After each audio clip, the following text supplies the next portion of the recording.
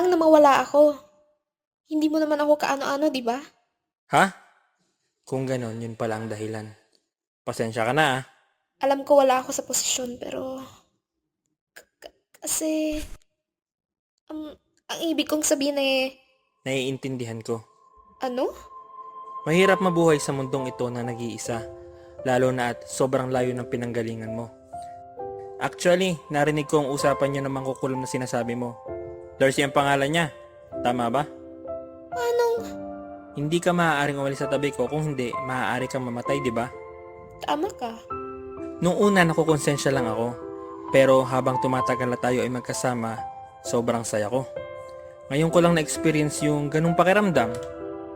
Alam mo yung feeling na kakaiba na. Kennedy,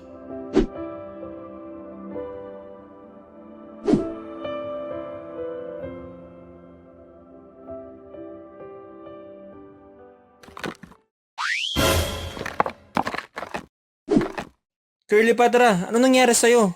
Ano to? Lumabag siya sa batas ng oras at panahon.